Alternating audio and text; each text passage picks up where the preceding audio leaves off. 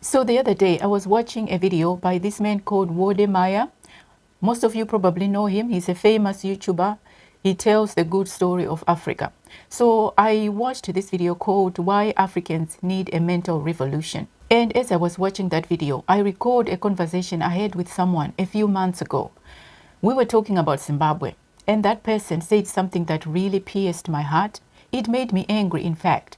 The person said something to the effect of, "Oh, you Zimbabweans are lost. You're no longer proud of your country, blah, blah, blah." I mean, the person went on and on. I got upset. I had to just get up and leave. But later on, as I reflected, it occurred to me that actually there was some truth to what that person had said, and it made me sad. So I went from being upset to being overcome by this feeling of sadness, because I realized that it was true. What that person said was true. But before I get into today's video, I want us to watch a little clip from that video I watched by Wode Maya called Why Africans Need a Mental Revolution. And I'm just going to expand on that clip. And this time I'm going to talk about Zimbabwe.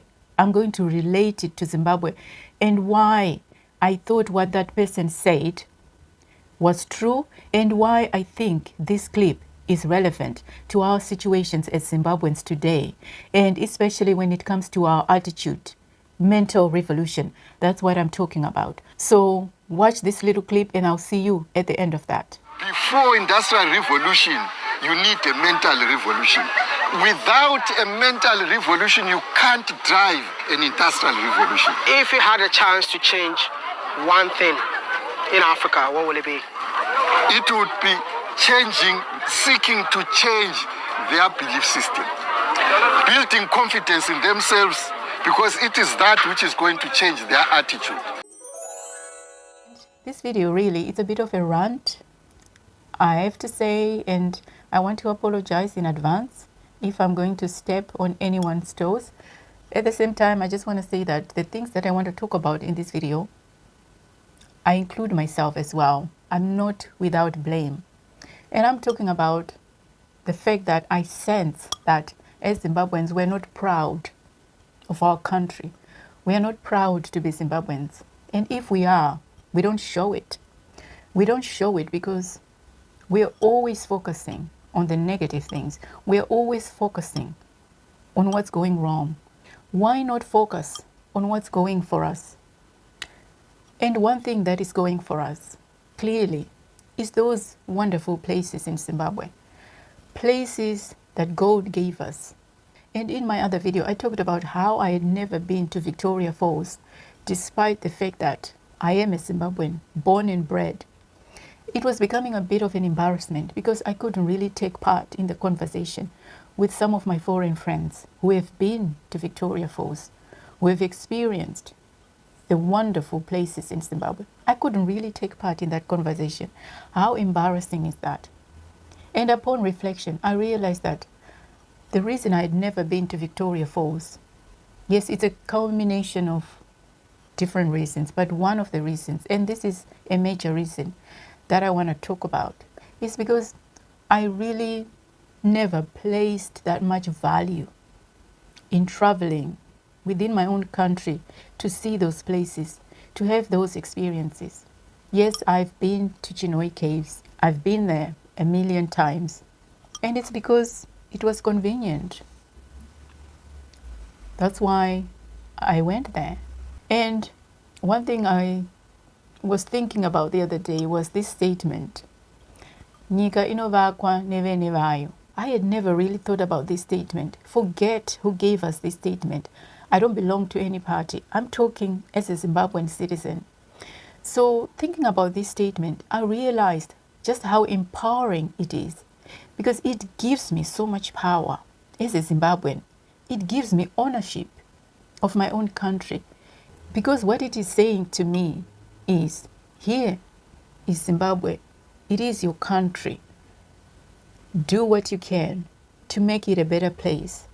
And I'm thinking, yeah, even though I don't have much, and we're talking in terms of material things, even though I don't have much, But me as a Zimbabwean citizen, I can do what I can with what I have. And one thing I can do, I can surely do without needing any money, is just to be proud. I can express my pride as a Zimbabwean instead of going on, banging on about what's going wrong. I can give God praise for all the wonderful places that He bestowed upon us. And whenever possible, I can visit those places, soak up the experiences, and just let the world know about them. Just spread the good news. Because Zimbabwe is a beautiful country with beautiful places, and we don't talk about them. Why? We'll rather go to other places and sing about those places. But when it comes to our own country, we feel ashamed. We don't talk about those places. And yet, Zimbabwe is one of those places that God has blessed with monuments, places that are just out of this world. So, as I was reflecting on this, I realized that actually I haven't been doing myself a favor as a Zimbabwean citizen. I want to be proud of my country. I want Zimbabwe to be a better place. Why not focus on what is actually working? Despite what they say about Zimbabwe, there is something that is working in Zimbabwe. I've just come back from Zimbabwe, and yes, people will come in the comments saying, oh, why don't you stay for a month or 2 months so that you can see the reality? I know the reality. I'm not naive, but at the same time, I can't ignore what's working for Zimbabwe. And one of the things that is working for Zimbabwe is those places that God gave us. Tourism is working. People come to Zimbabwe to see what we have. Why can't we, as Zimbabweans, go to those places, sing about those places, let other people know about those places? Why don't we amplify what's going right for us? Why don't we highlight what we have going for us? And despite what you may think is going wrong in Zimbabwe, there is something that is going right. I went to Zimbabwe. There are hotels all over the place in Zimbabwe. There's transport, there are buses, luxurious buses. Watch my vlogs. The evidence is there. So, what is the problem exactly? I just feel that us as Zimbabweans will rather take pride in other people's cultures than our own. We don't even value our own culture. Some people even see our culture as demonic. What is demonic about our culture? That is our way of life. Without identity, without that sense of identity, we are a lost people. What are we saying to the next generation? What are we teaching our young ones? If we don't take responsibility, what is going to become of our country? What is going to become of us? Would you rather we perish? So it kind of makes me a bit sad, to be honest. The fact that people just focus on politics, focus on what's going wrong, instead of focusing on what is going right. This is my message. We have things that are going for us. Why are we waiting for someone else to save us when we can do what we can right now with what we have right now? We can do our part. We can absolutely do our part as Zimbabwean citizens. Even though we haven't got much, we can do something about things. Even though I don't have much, I can do my part as a Zimbabwean citizen. I can highlight our rich culture. I can visit those beautiful, wonderful places in Zimbabwe. I can promote them. I can speak good about my country instead of bashing it all the time. I'm not saying don't criticize. It's okay to criticize. There's nothing wrong with that. I mean, it happens in any country. But at the same time, that pride, I just feel that it is crucial. Zimbabwe is rich, but we don't see it, or we choose not to see it. And if we don't see it, who is going to see it? And how do we expect things to change for the better if we don't value what we have. And if you know anything about gratitude, it is that the more you have gratitude for the little that you have, despite what is going on around you, the more you have gratitude, the more blessings you will have.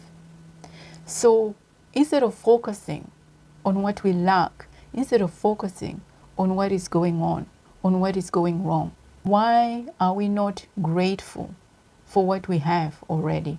Why don't we walk in gratitude and actually show it by our words and our deeds? Talk about the good things that we already have, the things that we've always had in Zimbabwe, the things that we never lost, but for some reason have taken a back seat. Why don't we focus on that and give gratitude for that through our words and through our actions? That is all I'm saying. And if this upsets anyone,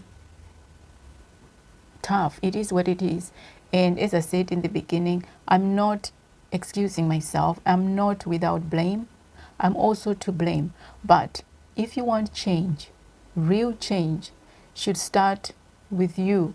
It starts with me. Be the change that you want to see. If you want Zimbabwe to become a better place, then it has to start with you.